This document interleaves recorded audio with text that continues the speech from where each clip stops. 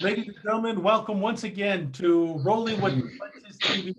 Today we have a very special guest, but before I introduce a special guest, my compadre Dave Trujillo from the House of Pain, Temecula, all the way from Temecula, is with us, and Jaime Ochoa. I guess he's running a little late. Him and the champ Mike Achondo. But today we have a very special guest. We have a war veteran, a war hero. To me, coach, anybody that serves in our military is a war hero. And we're honored to have Coach Rudy Moreno with us, all the way from Vista, California. Coach, thank you very much for being our special guest tonight. Gracias. Thank you, David. Thank you, Coach Dave. It's my pleasure to be even invited and honored to be part of your show. Thank you very much. Coach, I want to call him Dave. Dave Trujillo was telling me that you did some boxing in the military when you were in the Air Force, and you also trained the Air Force, some military personnel in boxing, right? Yes, sir. Well, I'll give you a little boxing background of my life. Okay. We'll start from the beginning. Yeah. So boxing has always been a part of my family. It's in my blood. My uncles before me, they were boxers. My eldest uncle was a coach. My youngest uncle was the boxer. So growing up as a child, I grew up in a boxing gym. So I got to see them, but I never really got involved in that boxing life, as far as competitive wise. I would do a little training here and there. I would go to the gym, mess around, but I never really got involved in competitive boxing until I joined the service. So it was in 1996, actually 1995, when I was stationed in San Antonio, Texas, at Lackland Air Force Base. San Antonio is a big, huge boxing community, boxing town. They love their boxing there in San Antonio. And there was a local gym nearby that I stepped into, and I was like, you know what, I want to start boxing. And that's where my boxing career actually started, was in 1995 in San Antonio. So Rudy, was it during the time that you were going through basic training, or were you assigned to Lackland Air Force Base? I was assigned. I went through basic training in '93. Okay. So it wasn't until I had already got stationed at 2 bases, and my 3rd base was back at Lackland Air Force Base. And that's when I decided, that I wanted to pick up boxing, because I actually got to see a all Air Force boxing show there on base. So I went to the show and I was like, man, I didn't even know the Air Force had a boxing team. So that's what kind of inspired me at first, to start training at least. So from there, what happened was I got reassigned. To Panama, Howard Air Force Base. Yes. And when I got there, I was asking around. I worked with a lot of civilians, local civilians that were in my shop, and I was like, hey, we're the local boxing gyms. Come on, Roberto Duran is from here. I know there's boxing gyms. and one of my civilian friends, he's like, yeah, as a matter of fact, I will take you to one of the gyms where he used to train at. And so luckily he took me out there, and it was in this small little barrio that they call Curundu. And it was one of the bad parts of Panama that they tell military not to go into that area because it's that bad. But luckily they gave me a pass, and that's where I started my career. I was actually fighting in their Panamanian Amateur Boxing Association. Wow. Yeah. So that's where I started my actual competitive boxing career, was in Panama in 1996. Wow. So from there, it was about 2 years later that I ended up meeting an individual who got stationed at Howard Air Force Base by the name of, his name was Reggie Sims. And his brother just happened to be a coach on the All Air Force boxing team. So he had heard about me, that I was, I was this boxer on base, and, I was fighting in these boxing smokers, that were local between the inner service there in Panama and in downtown. And he finally caught up to me, and he's like, hey, my brother is actually a coach on the All Air Force boxing team. Would you be interested? I'll give him your information. And I was like, yeah, I would love that opportunity. So his brother did end up contacting me and asked me questions about boxing, and if I was interested to come out and try out for the team, that they were going to have their annual box off for the Air Force to see who would make the Air Force team. So this was in 1999.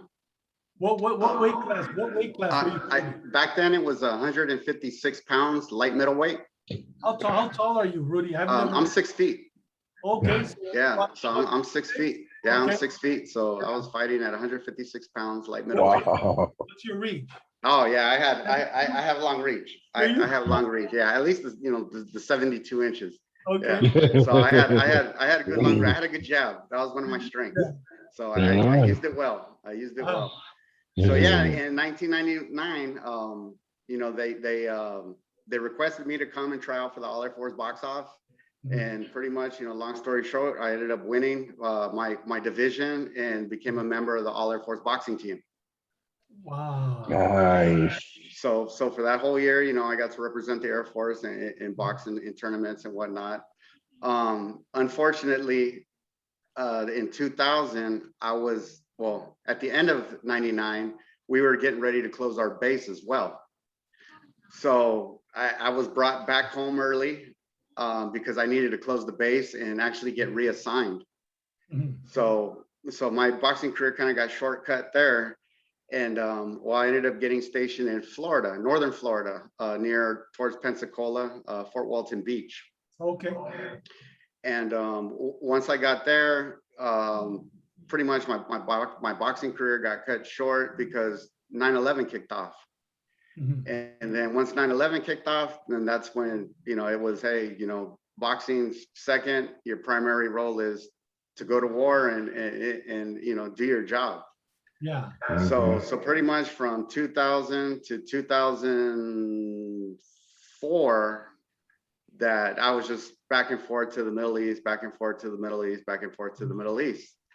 Well, come 2005, that same coach that requested me to come out and try out for the team, Coach Sims. Coach Sims, yeah, his name was Ronald Sims.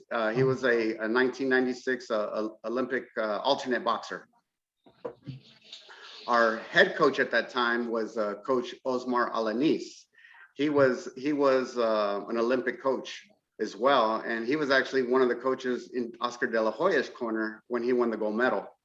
Wow. So those were my two coaches. I had Coach Osmar Alanis, who was the Olympic coach, and then I had our assistant coach at the time was Ronald Sims, who was, he was an Olympic alternate, and he traveled all over the world fighting, representing the Air Force as well.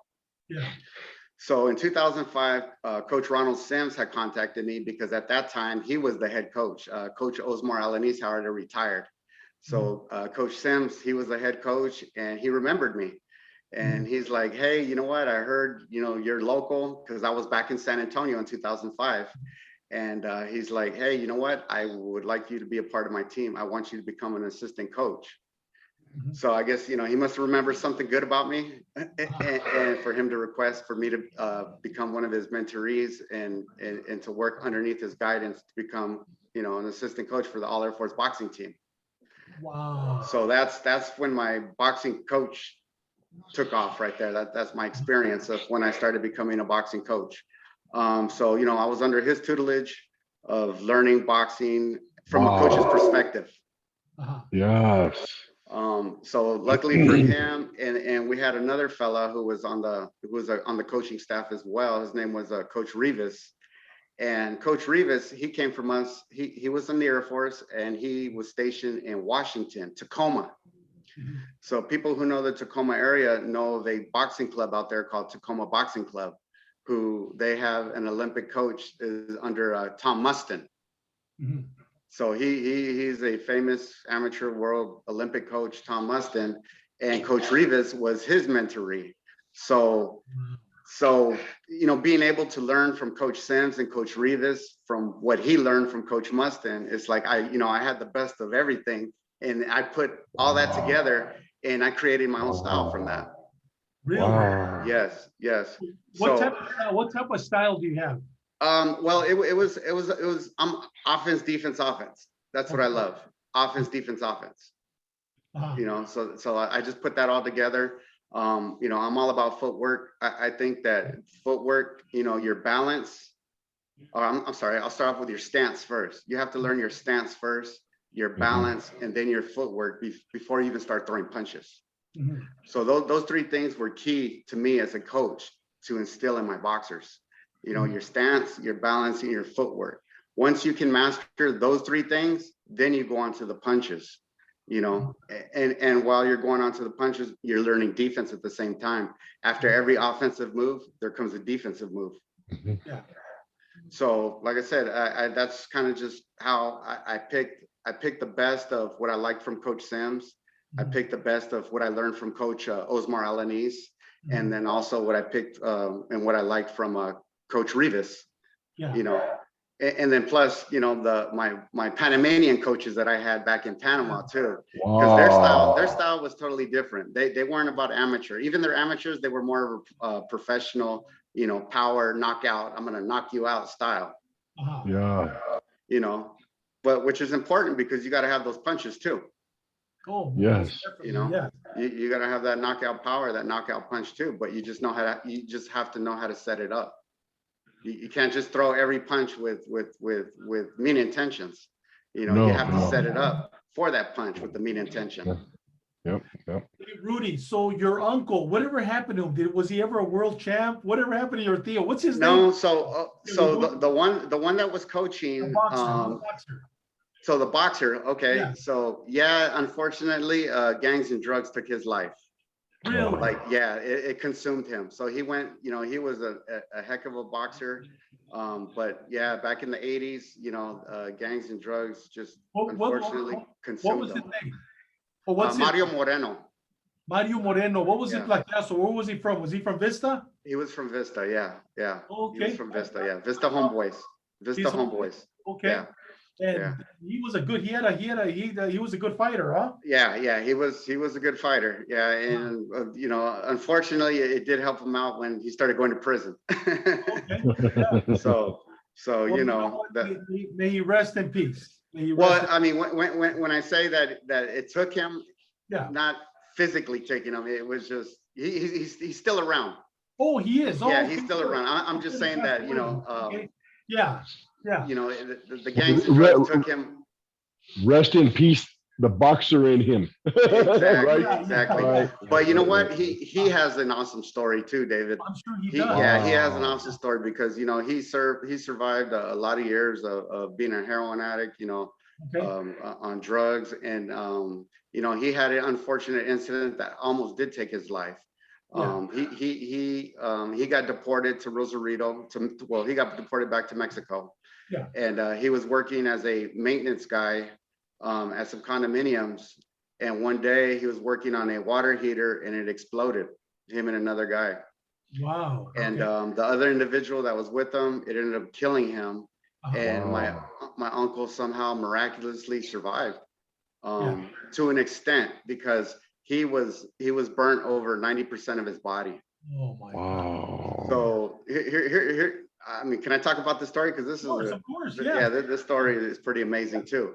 Yeah. So I had got a phone call from my mother at that time saying, hey, you know what, your uncle was involved in this crazy accident. You know, we don't know he's gonna make it. You know, I just want to let you know. So that night, you know, I was just thinking about it. I'm like, you know what? The next day I got on a flight and I was in Florida and I flew out to Tijuana. So I flew out to Tijuana, you know, I got caught up with my family members, you know, hey, what happened? What's going on? Well, you know, they had him in a clinic, not even in a hospital. He was just in a clinic there in Tijuana. And when I went to go see him, wow, I almost passed out, because literally he looked like a chicharron just laying on a bed, just laying there. I mean, he didn't have nothing, you know. I think they did have like morphine or something hooked up to him, but yeah, he was just laying there, just literally on his deathbed. And I'm like, okay, so what's gonna happen? Are you guys are just gonna leave him there? You know, how are you gonna help him? And they're like, well, we don't know what to do, you know, because he got deported. They wouldn't take him, you know, to the US side, and they didn't have like any burn units, any trauma units there in Tijuana. So pretty much they were just gonna let him you know, just expire right there. Wow. And I was like, no, there's no way, this ain't gonna happen. So I just jumped on the internet. I started doing some research, you know, And luckily I found a burn unit it was in Tucson, Arizona. It was called St. Mary's Hospital. And I contacted them, and what they told me was, you get him here and we'll take care of everything else. Wow. You know, that they were going to take over, they were going to take care of the paperwork for him to cross, and because it was a humanitarian thing. And yeah, so luckily my uncle, his boss at the time, really liked my uncle, really liked him. And he just told me, hey, Rudy, you know what? You handle all the logistics, all the admin paperwork, and I'll pay for it. Wow. So I was like, yeah, okay. So like I said, I took care of all the logistics, got the medevac, got everything, got him to Tucson, Arizona. And, long story short, he survived. Ended up having a kid like 3 years later. He was in a coma for over a year, and then ended up having a kid with his girlfriend at that time that stayed with him, and had a kid, 3 years later. And now that uncle, he has a gym at Rosarito called Oceana Boxing Gym. So he is a coach, and he takes care of his kids there in Rosarito Beach as a boxing coach. Hey, well, big shout out to the Oceanic Boxing Gym in Rosarito. Yep. Big shout out. Wow. So yeah, that's a crazy story. Wow, beautiful story. Yeah. One of many that I have. So, Coach Dave, I know you have a question. I've been bogarting Dispensa. I find this young man very interesting. But go ahead, throw a jab with a question. I got 1,000 others. Go ahead. Well, now yesterday me and Coach Rudy started talking, and I was just mesmerized about everything he was telling me, and so I want to bring this up real quick too. Coach Rudy has survived the streets, and he survived a hard life too, coming up when he was younger, before he even got into the military. And he shared that with me too. So Coach, would you mind sharing a little bit of that? Because our thing is especially coming from the House of Pain from Denver, Colorado, we promote that boxing saves more lives than it will ever take, and please, if you can, share us a little bit of before you got to the military about your life. Yeah, Mr. David, Mr. Contreras. Yeah, unfortunately, like myself, and I know Coach Dave, we didn't come from that same background that you did. Yes. Who knows what we would have been if we would have. Yeah. But unfortunately, God had something different for us, and we had to come up the hard way. And I was explaining to Coach Dave, that I was born to teenage parents, out of wedlock. My father was an addict pretty much all my life. He was not really a part of my life, but the one uncle that was part of my life was my Uncle Peter. He was the boxing coach who trained my Uncle Mario, and they just happened to be twin brothers. They were fraternal twin brothers. Wow. So Coach Peter, he pretty much kind of like, he brought me up as his son. So he kind of filled that void for the father that I didn't have. Yeah. But unfortunately, at that time, Coach Peter at that time was not the greatest role model either. But he took care of me. That's one thing I could say. So unfortunately, yeah. I had mentioned earlier that I was raised by my grandmother. So my mom, she had me really young, 16 years old, and she, being a 16-year-old teenage mom, she was just pretty much out with her friends, partying, living the good life as a 16 teenager would, I guess, with no responsibilities, even knowing that they had a child. So my grandmother, her mother, took me in and pretty much raised me and took care of me. The only unfortunate thing with that situation was my grandfather at that time, he was an alcoholic. He drank a lot and, was physically, verbally abusive, and which took its effect on me too. Yeah. So, growing up as a child into my teens, there was only so much I could take after a while. And I was a good kid. I had mentioned to Coach Dave that I did a lot of dumb things, but I wasn't a dumb person. Yeah. I still was in school. I was getting good grades. I was on honor roll. I was doing the best that I could, consider the situations, that I was living at the time. Yeah. I went into high school as a freshman, And I was playing sports. I love football. Football was like my number one sport at that time. And I got to play freshman, football for Vista High School. I got to play basketball for Vista High School. And it was a good year. That was my freshman year. And then I went into my sophomore year, and I just felt a void. I felt a void. I was like, man, I was 16 years old, and there was just a void that I felt like, I'm doing good in school, I'm playing sports, and I just wasn't getting any like attention or love from my family. So, the streets were calling. The streets got to me, and I started living that thug life. I had met an individual while I was working at I was kind of working at like a fast food hamburger ice cream shop. And yeah, this individual just keep coming by, just talking to me. And one day he just told me, hey, why do you have this job? You could be making so much more money with me and this and that. And I don't know, one day he just caught me at the right time, and I just took off. I was like, let's go. And to make a long story short with that one, it lasted for a good 3-4 years. So just that fast life, money, girls, and drugs, everything, just the wicked life. Well, it was when I was about 18 that things finally caught up to us, and my best friend at the time that I was with every single day, he ended up getting killed. So the streets got him. So I had to reflect on my life. Wow, the streets got him. I'm next, because I was doing nothing good, and my coach and my Uncle Peter would always tell me, Rudy, if you remember anything, remember this: you don't get good things from bad things. So that always stuck with me. And I was like, man, if I don't make a change in my life, I'm gonna be either get killed or I'm going to prison too. So I went away for a while. I had family in Texas, and I moved to Texas. Excuse me real quick, Coach. Yep. You still graduated, right, from high school? Oh yeah. You were living that double life, huh? You were living that double life. So yeah, that's right. So yeah. Thank you, Coach Dave. No So problem. while I was living the fast life, my grandmother had asked my best friend at that time, hey, I don't care what you guys are doing or whatever it is you guys are doing, but please promise me that Rudy will graduate from school. He needs his diploma. So regardless of the fast life we're living, my best friend promised my grandmother that he will do that, and he would take me, he insured, would drop me off at the 2-hour school I had to go to in order to get my diploma. He would drop me off every single day. He made sure, because he made that promise to my grandmother, that I would finish school. And I ended up finishing school and graduating and getting my diploma, even though I was living that fast life. So like Coach Dave said, it was kind of like a double life I was living.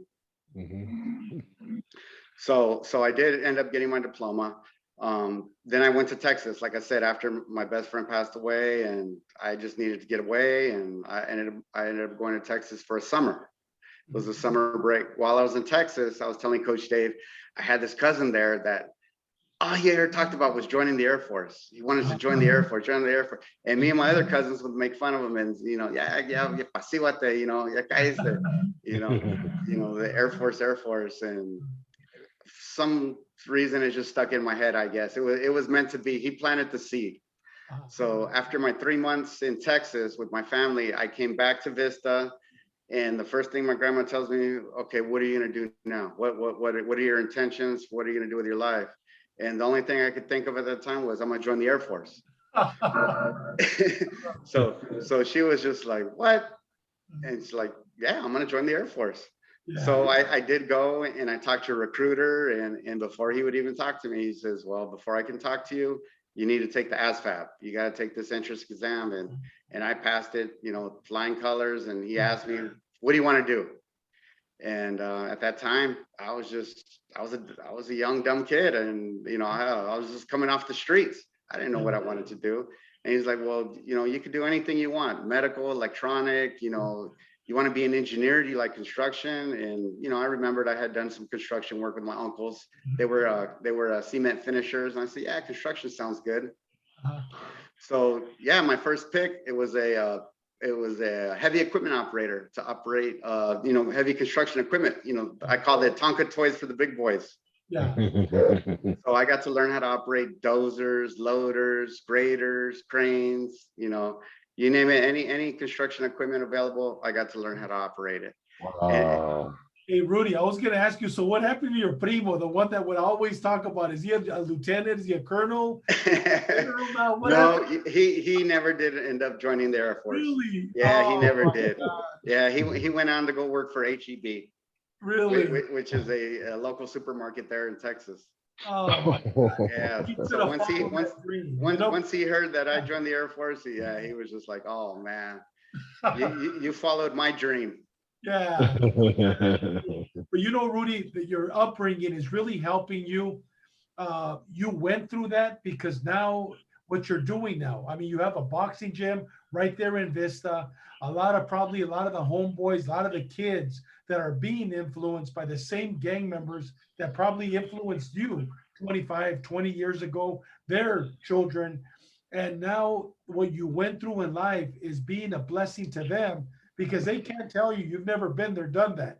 You've been there, done that, and now you could help. Tell us a little bit about your gym, your nonprofit, the great things that you're doing over there in Vista for our listeners. So our nonprofit, it started back in 2006. Well, it was before a nonprofit, but I opened up the gym out of my garage in 2006. We're talking about before you retired. No, it was after I retired because I retired in 2013. Oh, I'm sorry. I mean 2016. Oh, 2016. Yeah, 2016. I'm sorry. So in 2013, I ended up retiring, and I came back home, and I was going through a dark time. I was going through a dark time when I told you about the PTSD and everything. And my wife, you know, had told me, hey, you need to do something. You know, you can't just be laying around bed, you know, because physically, I was having back issues. Like after I retired, I started feeling my body just started like shutting down, you know, because it was so used to a certain routine every single day, you know, running 4 to 6 miles every day, you know, staying fit, you know, and then just retiring and not continuing that program, you know, just kind of took its toll on my body. So I started aching and having a lot of pains and having a lot of issues with my back. And it just put me into a big, huge depression and anxiety. And like I said, the PTSD. And so I was in a really, really, really dark place until my wife, you know, had told me, hey, you know, you need to do something. You can't just, you know, mope around and lay around in bed all day. And it's not healthy. It's not healthy for you or anybody else around you. So she had mentioned, hey, you know, you like boxing. She knew my love for boxing. And she says, you know, why don't you start coaching boxing? You know, and I was like, well, you know, that's not a bad idea. And so we ended up converting our garage into a little gym. And I started out with 5 kids. And then it just grew from there. You know, we had 5 kids. We had adults. I think we had at one point like up to almost 30 people out in my front yard. Wow. In Vista? Yeah, right here in Vista at our house, like I said, in 2006. And I had mentioned to Coach Dave that one of our huge success stories was one of our nephews that had approached my wife, and he was on the verge of dying. He was over 500 pounds. And he knew what we were doing, you know, with the kids and working out. And he said, you know, hey, you know, I need help because if I don't get help, you know, I'm pretty much basically going to die. So me and my wife, we set up a workout program for him. Of course, we had to modify everything for him. Well, in that first 12 months that he dedicated himself, literally dedicated himself at least 6 days a week, he lost almost 200 pounds. Wow. Yeah, over 200 pounds. So that success story right there just like opened our eyes, and I'm like, man, if we can help him to lose that much weight in, you know, this amount of time, there's others that could use our help too. So that's when I looked into starting the nonprofit, which is Hero, helping everyone reach opportunity. Beautiful. my uncle Peter was still coaching boxing, and he had a gym in Vista. At that time, we just never really clicked as far as working together. He was old school, I was more new school, and so he did his thing, I did my thing. But he did approach me and say, hey, you know what, Rudy, I'm not gonna be doing this too much longer. You know, he knew that I had quite a few people at my house. Why don't you transfer your program over here to the gym and, you know, kind of help each other out till he's on his way out. So that's what we did. In 2018, we moved from our garage over to our current location where we're at now at the Vista Boxing Club. And that's where we're at. And, you know, everything was a success from there. Everything went well, you know, from 2018 to 2018 to 2020. That's when the COVID hit, you know, and unfortunately we had to shut down. You know, that whole year just went by. You know, luckily the owner at the time, he gave us a break. He understood, and you know, he allowed us to come back after the COVID.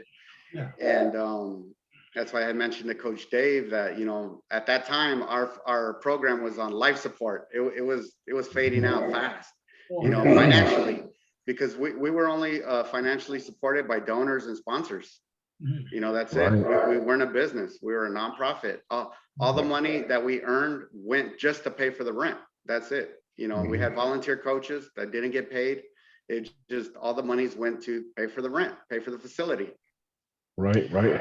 So in January of this year, I had reached out to our District 1 City Council member, Corina Contreras, who is from the barrio, and she had always from afar been watching my program. But she just never approached me. I never approached her. I was in her district. I was doing good things. But like she had told me, once we talked, she goes, I had been watching you from afar and I love what you're doing. And I had mentioned to her, well, you know, unfortunately, I think I'm going to lose my program. You know, financially, we're just not going to be able to make it. We're not going to be able to make it out of this COVID. And she goes, well, I'm not going to let that happen. And she reached out to her social circle. And luckily, I got to connect with the Vista Firefighters Association. And they were able to make a huge donation to keep our head afloat and keep our program going. So their stipulation was reach out to this unified school district and hand out vouchers to the at-risk youth from the counselors, you know, that have these at-risk kids. I said, oh, that's not a problem at all.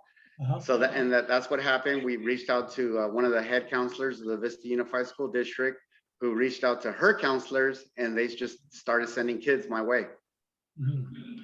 And we were able to have a big fundraiser this past May, and it just seems like, it was in April. This past April, we had a big fundraiser, and it just seems like, you know, it was an open house fundraiser that just got the attention of the community, and we just started getting a flood of kids in ever since. So that's been able to keep our program going. That is a huge blessing. And I'll tell you right now, Rudy, more than ever, I live over here, aquí tienes tu casa in Fort Lauderdale, Florida. We're 30 minutes from Miami. Right. My wife and I, every night we watch the news. In the morning, we watch the news. Every night there is shooting after shootings. Last Friday, 23 people were shot. 3 were killed, 20 were hit. Last another 3 people shot, 2 died. So right now, more than ever, I think the communities in general, they need boxing programs like this. They need boxing saves lives. The kids, so they could learn basically discipline. They could learn respect, honor, and so forth. So God bless you, Councilman Contreras, for opening up the door for her. God bless her. He sure did. And you know, David, one of the things that I brought with me from the Air Force was what we had, our core values. Our core values was integrity first, service before self, and excellence in all we do. And that's what I implement into our kids, into my boxing program. You know, they have to have one discipline, integrity, you know, which is doing the right thing when no one's watching, and accountability, you know, not to blame others, but to be accountable for your own actions. Well, you know, one of the things that you should do being there in Vista, you have the sheriffs there, go and set up a meeting with Sheriff Bill Gord. I'm sure that they have a POA, a Police Officer Association, where they also give donations. Yeah. And you also have Oceanside Police Department. I know that they're very much, or especially right now, into community policing. And I think that that would be a blessing, not only to you, but for them to get to know the community, because Yeah. you are the community and they are the community. So that's Yeah. something to look at in the near future. Yeah, and definitely, you know, because we have like these neighborhood, they're kind of like a neighborhood precinct. Like they have their own little houses within the community, like Yes. where you know they meet up. I don't know what they do in those houses, Yeah. but that's, you know, you see them there. We have some by a park. We have another one in another neighborhood, and it's like, okay, so what do they do? How do they interact with the community by just going and knocking down doors? Exactly. Yeah. So that's something that you might want to. And if you ever need an introduction, I could possibly help you with that. Oh, With sounds Sheriff good. Thank you. Wilmore, for you to go meet with him, and Yeah. also with the chief of police. There's a new chief of police in Oceanside. I could open that door for you too. Oh, hey, I'm willing. Okay, we'll work I'm on willing. it. Yeah, We'll work. definitely. Yeah. Okay, this is a boxing show. Getting back to the boxing. Okay. Growing up, who was your favorite fighter? So I would have to say in the 70s, it was Roberto Duran.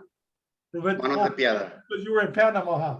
Well, I mean, it was before that, but yeah. I know. I mean, nah, it was just something about him, that machismo, you know, everybody Yeah. wanted to be that tough Mexican, you Uh-huh. know. And he was Mexican. His dad was Mexican. His mom was Oh. Panamanian, and his dad was Mexican, out of Wow. Arizona. What about your two uncles, the twins? Who were their favorite fighters? So, well, I would have to say Salvador Sanchez. Oh yeah, Yeah, Salvador Sanchez, and then the other one would be probably Chavez. Okay, yeah. They would always talk about that, about Oh Salvador yeah, Sanchez. yeah, Salvador Yeah. Sanchez and Chavez. And you know what? That's where you know in Mexico, if you're a true Mexican boxing aficionado, a fan, they will always say Finito Lopez, Yeah, Salvador Sanchez, yeah, or also, even though he wasn't Mexican, Mantequilla Nápoles. okay, That, and another one that always comes up with a lot of the people that come from Mexico is Ruben Olivares and Pua. yep, That's another one that always, those names always come, and then Chavez Yeah. yeah, those are the things that always come up. Yeah. So let me ask you a quick question. How different was it training with Panamanian? You mentioned it that they were into foot movement compared to Mexico and the United States. How different was it? Well, it was a big transition for me because, like I said, the amateur Panamanian was more professional style, not as fast, but it was more power punching. So you had to take your time, and they wanted you to land those power punches. Versus when I went and trained with the All Airforce Boxing Team, it was more quick punches, not pity pat, but it was quick punches. It was something. It was a big transition for me. But the good thing that benefited me was I always had a good jab. Regardless, my jab was there, whether it was fast or hard. I had a good stiff jab, so that's what saved me a lot. Yeah. Go ahead, Coach Dave. I'm sure you have 1,000 questions, Dave. Well, I brought up my style of coaching similar to yours. I didn't have the type of training that you had. I think most of mine came from because I was more of an immobile fighter. Here I am, 5'9". I fought at 178 pounds. So I was always fighting bigger, taller, lighter guys. But that being said, I don't teach my fighters to fight any way that I fought. I teach them the way to fight that their bodies naturally allow them to. And, to be able to learn the way you have is incredible because you got it firsthand. You got the professional amateurs on one point with the Panamanians.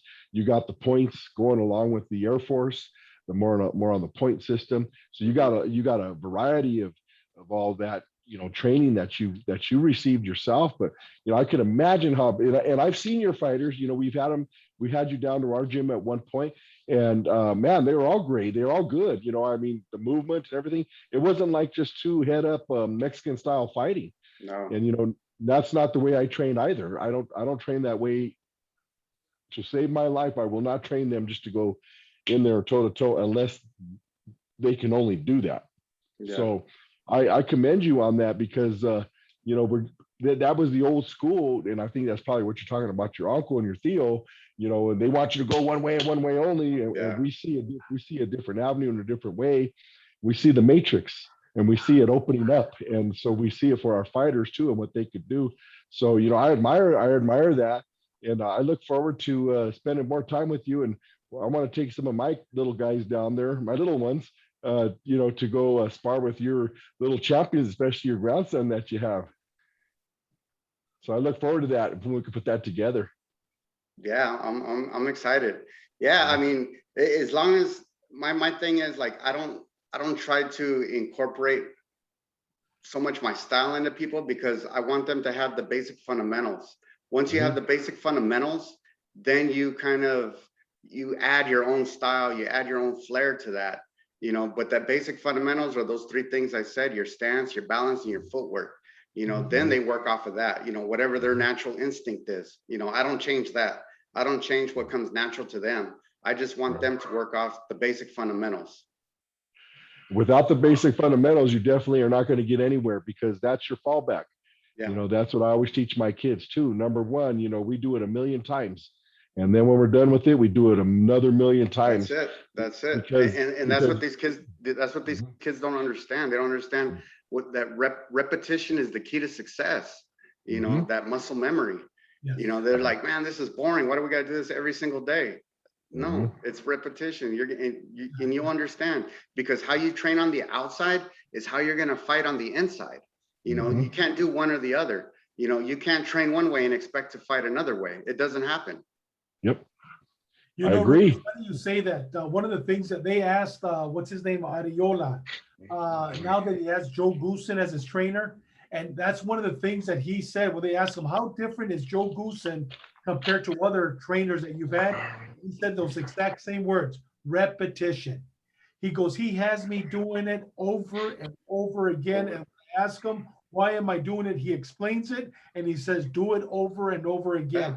And you know what? And we saw the end result. I mean, Ariola did very well against Andy Ruiz. Andy Ruiz. He did very well. He did. And I think if Ariola would have had Joe Goosen as his trainer at the beginning, I think he would have been the first Mexican American world champion.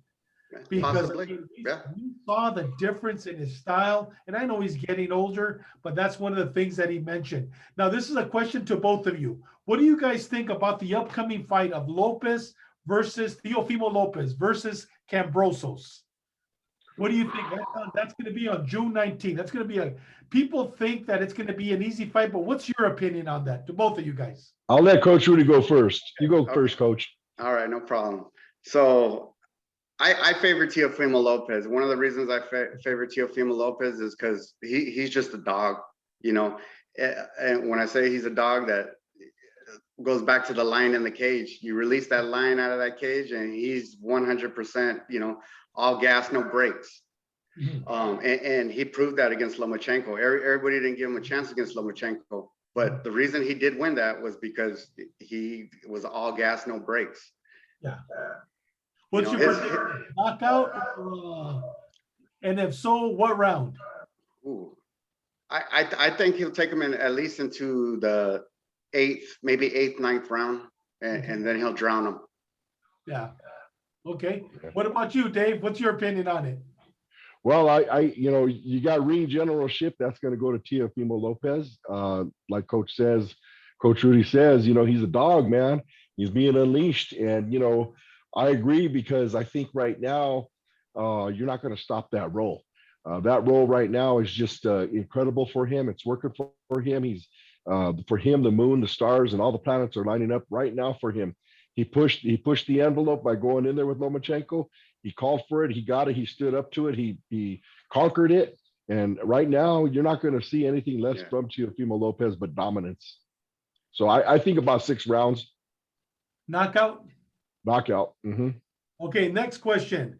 Another great fight coming. There's a lot of great fights coming up, but a week later on June 26th, we have Tank Davis versus Barrios. Tank Davis is going up to 140. Barrios is a world champion. I think he has one of the lower belts, but I mean, he's not, the real world champion, but he has a lower belt. But Tank Davis is going up. What's your opinion on that, guys? Coach? Okay, so I'll take this one. Yeah. I was watching an interview of Luis Arraez. They call him Luis Cuba Arraez. I think he's down there in Miami, David. Okay. And he said that the Tank Davis, that regardless of what weight division he fights with, they're all going to say he hits hard. So to me, that was a huge compliment. Like, he could be sparring with a heavyweight, the heavyweight will say he hits hard. He could be sparring with a middleweight, that middleweight will say he hits hard, and so forth. So for him to say that, I think that, it's going to benefit him against Barrios. Okay, what's your prediction on that one? I'm gonna have to go with the KO as well. I mean, he did it to Santa Cruz, and that uppercut, that left uppercut he has is sneaky, and like they say, it's always the punch you can't see. So I would probably say 6th, 7th round. I think he's gonna get him. Knockout. What about you, Dave? What's your opinion on that one? I really can't argue with that. I think Ariza just fought tonight, didn't he? Yeah. He fought Bodu Jack and lost. But he's a lot bigger, and if he's been in there with Tank, and it's what he's telling the public, that Tank hits hard no matter what. We all know Tank hits hard. It's going to be something to see somebody to match him, because man, that young man has amazing skills. Yeah. His skill set is in his punching power altogether. Again, you're looking at another young man that's he's rolling right now. It's going to be hard to take him out. I'm going to say I'll agree with Coach. 6th, 7th round is going to knock him out. Well, that same night, there's going to be also on ESPN Lomachenko versus I'll say it, I don't know if I pronounce it, Nakatani. Nakatani's the one that took Teofimo Lopez all 12 rounds. Do you remember? He's the one that he was fighting out of Japan, and he lasted the 12 rounds with Teofimo. And actually, Teofimo did not look good against him, because styles make fights. What do you guys think about him now? And then he just fought Delorme and knocked Delorme out. I think in the 12th round. It was a great fight. What do you guys think about that one against Lomachenko? Coach? All right. I think Lomachenko at this point in his career, he's got a chip on his shoulder. He's got something to prove. Definitely, he wants to go back to when he was actually making fighters sit on their stool and not want to come out. Yeah. So I think I'm going to give the edge to Lomachenko on this one. I don't know if he'll knock him out, but I'll say 12-round decision. Decision? Unanimous? Unanimous. Yeah. Dave? Well, if the other guy's trying to get on a roll, and let's say that Lomachenko, he does have a chip on his shoulder, but did he age a little bit? Or was he relaxed going into the fight, which everybody thinks he was going into the fight with Teofimo? There's going to be a lot of question marks for me until he gets in there and I see for the first few rounds which way he's going to go, because like I said, did he age all of a sudden? I mean, the guy was a professional amateur for many years, so we could be looking at somebody that's actually going to start slipping a little bit more, and these young dudes know he could get beat. They know they could beat him some way, somehow. I'm going to say it's going to go 12 rounds. If it does go 12 rounds, Lomachenko does have it, but I think that we might see a really good fight here. We may be able to see some really good action going on here, especially towards the middle rounds to the end of the rounds when the championship rounds come in. We'll see what kind of dog that they have in them. Well, I know what kind of dog Lomachenko has, but we'll see what his opponent brings. Okay, guys, I got 3 more. We can go on all night with this. All right, 3 fights coming up. Crawford against Josecito Lopez. What's your opinion on that one? Crawford. Crawford KO. I'm gonna say 5, 6 rounds. You know what? I give Josecito a lot of credit. He's been his last fight. He fought perfect. I don't know. Robert Garcia's doing something right. Yeah. but you know, with Josecito, but yeah, T. Bud Crawford, he's still on that wave. That wave hasn't stopped for him, and he's a beast. You know, at that southpaw, he's a beast. Yes, I agree. Dave? Well, I've said it before, and I'm going to say it again. We haven't seen anybody really be able to bring out the real Bud Crawford. Yeah. Bud Crawford is still unknown. He's still a mystery. Well, you know what? When he fought Derevyanchenko, I think it was Derevyanchenko, that was a good fight. He wasn't prepared for him, but that brought out a different Crawford. I think it was Derevyanchenko, but I could be wrong. I'm almost positive though. But I mean, that brought out a Crawford that I had never seen, and I was very impressed. I mean, he's my number 2 pound for pound. I love Crawford. Yeah. Yeah. See that's the whole thing about Crawford. We don't know how many dimensions this guy really has. Exactly. I mean, he's an orthodox southpaw, you know, and he could change it up at any given time. The beautiful thing about Crawford is the guy adjusts right in the middle of the round, and he doesn't need a coach to tell him when to adjust. He automatically does it. So the dominance of Crawford in there against our local fighter here is he's going to take him out about 7, 8 rounds or what have you. Although my heart does go out, you know, to Josecito Lopez. I love him. I know, I've talked to him a few times, and you know, I mean, he is that Riverside Rocky, you know. And if anybody could pull out an upset and actually do it, this is the man that you don't want to overlook. I mean, he broke Victor Ortiz's jaw, and they were overlooking him. You know, back in the day, that was what, about 10, maybe 8 or 9 years ago. Yeah. You know, and Josecito is just that guy that he's fought every fighter, he's fought every champion that there was to it. He's always falls short, but he's also the guy that's going to upset you as well. So I don't think it's going to happen with Bud, but if there's a boxer that can do it, it would be Josecito Lopez. And so I'm going to say Bud's going to beat him 6th, 7th, 8th round, just like Coach. Okay, guys, one more after this. Okay, Spence Pacquiao. I think it's July 26th. What's your opinion on that one? My heart goes with Pacquiao. I love Pacquiao. He's one of my favorites. I mean, 8 division world champion. I mean, he's done it all for so long. Yeah. You know, Spence is the younger lion, which is, he's also a lot of unknowns with him. Have we really seen the best of Spence? Mhm. I don't think so. Will Pacquiao bring it out in him? I hope so. Yeah. But like I said, my heart goes with Pacquiao, but I think probably Spence because of his youth, and we just haven't really seen the best of Spence. He might take the decision. I don't think he'll knock Pacquiao, but he'll take the decision. Okay, Dave. Well, I have yet to see Manny Pacquiao age, so I'm going to go in there that Manny Pacquiao is going to be another 10 years younger, and I think he's going to do what Pacquiao always does, and he's going to go in there, and I think he's going to take Spence and give him a good lesson. I think Spence is going to have some really good opportunities in there. He's going to showcase a little bit of his skills and what have you at time to time. But again, you're looking at a man that knows how to adjust on the fly. You're looking at a man that is so experienced in there that and he hasn't aged yet. So I'm going to go with Pacquiao, and I'm going to go with the decision.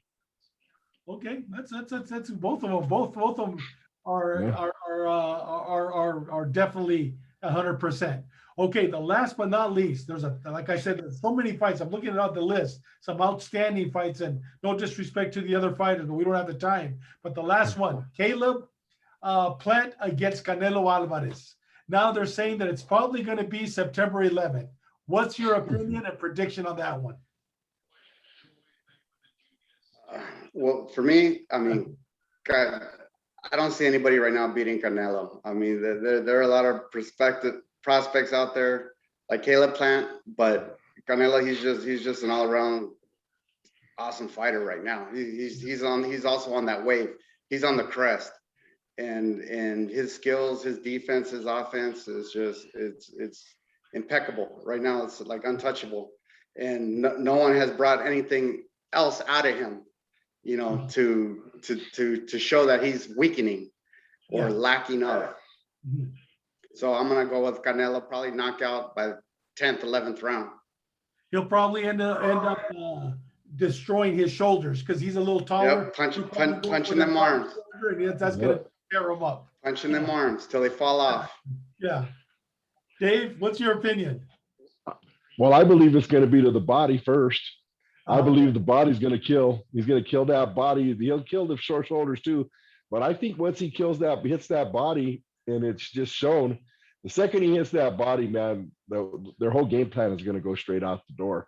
He's going to have to run from him in order to stay away from him. Yeah. And you can't win if you're going to be running. So if he's going to come in and be a dog and take the hits, his hits he's not going to handle them the way that he thinks he's going to handle them. Canelo can handle anybody's hits right now, but right now nobody to the body can handle any of Canelo's power, man. The power is just ridiculous. He hits you right there. It doesn't matter what part of the body hits you on. It still feels like your liver's still getting shaken. So I'm going to say, I think Canelo is going to come out, probably prove something by the 5th or 6th round and take him out. He's not going to play with him that long. Yeah. Well, guys, this is probably, Rudy, one of the longest shows we've had. It's been a very, very interesting show. I mean, just to hear about your boxing career, your military service, where you grew up, your uncle, the story about your tío in Rosarito, man, what a blessing. Tell us, tell us a little bit about your gym. So if somebody from Vista wants to go to your gym, can you just tell us the address, a phone number, where they could reach you? Please. Yeah, I'll start off with our website. So our website is www.opheroinc.org. So you can get all the information off of the website. We're pretty much open Monday through Friday from 5 to 7:30 p.m. Wow. Perfect. Thank you, Rudy. And Dave, any party words, Dave? Real quick, I want to do a shout out to Raul Lizarraga and Coach Josecito Moreno. They won their number 4 fight with a technical knockout in the first round with Hibaro Promotions down in TJ. So I just want to do a shout out to them, and we're keeping an eye on Raul as he's still climbing the ranks. Well, Rudy, once again, on behalf of Rolling with the Punches TV, thank you very much. It was an honor to have you on our show, and I'm looking forward to having you on my other show on Sheepdog Assist, where we offer counseling and help and resources for people suffering from PTSD. Coach Dave, thank you very much. Once again, we had a wonderful show. Thank you, and God bless you. And on behalf of Rolling with the Punches, thank you very much for joining us today, and please subscribe to our channel. Thank you, and God bless you.